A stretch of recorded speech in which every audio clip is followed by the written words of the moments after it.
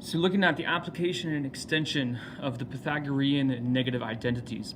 So you should have already have gone through the practice of these two identities, and now we're just taking those skills and applying them further. We want to verify something is an identity. So the easiest way to verify something is to actually prove it. Does not take the opposite approach to see if you can find an x value that shows that it's not true. We just need one. We just need one value to show that it's not true. So if I test 0, we would get sine squared of 0 minus cosine squared of 0. And we're wondering if in fact it equals -1. So sine of 0 is 0 squared.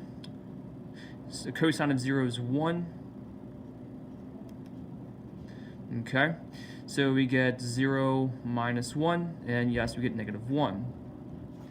So we see that it does work here. So 0 does work. So we continue on with our other 4 values to see if we can find an x value that disproves this.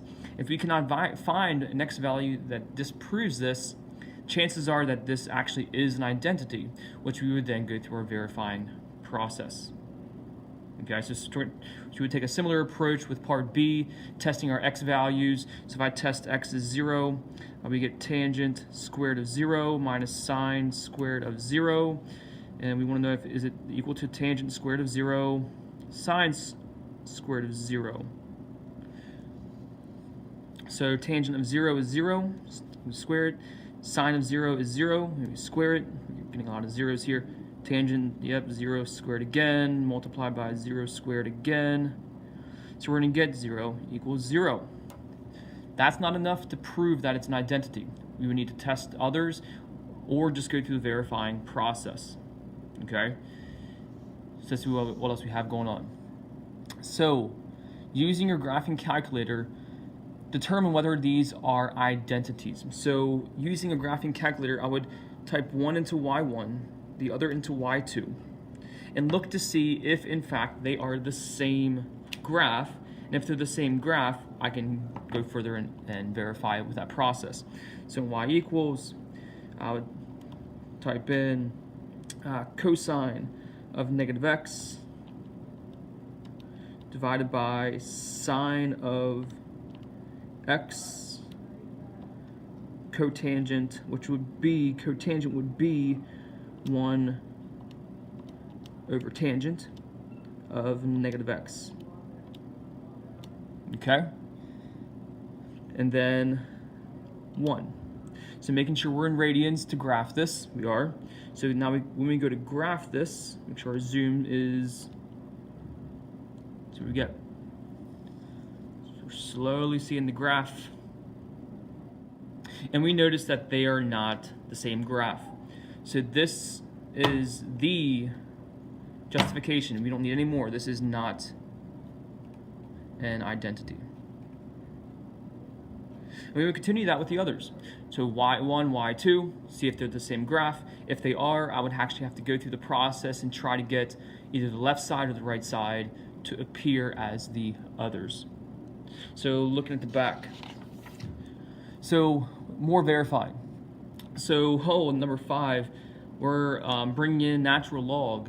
So a couple of things to remember here with natural log is if I have the difference of 2 natural logs, I can combine them as 1 using a certain, changing it to a certain operation. And if I have a number in front of a natural log, I'm able to move that somewhere. So keep that in mind, the properties of logs. A difference turns into something, and the number in front of a log can be moved somewhere else. And see where that could take you. See how that could take you to the natural log of tangent over secant. Okay?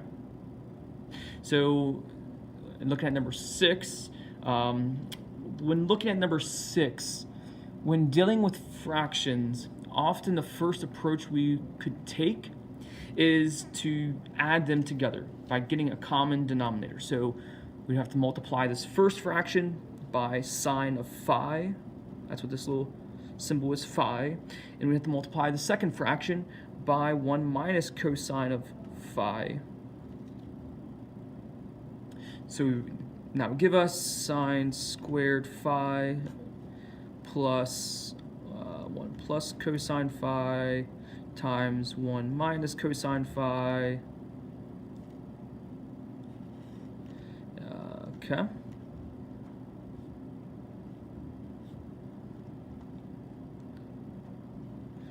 So, in doing so, we get closer and closer to our end goal.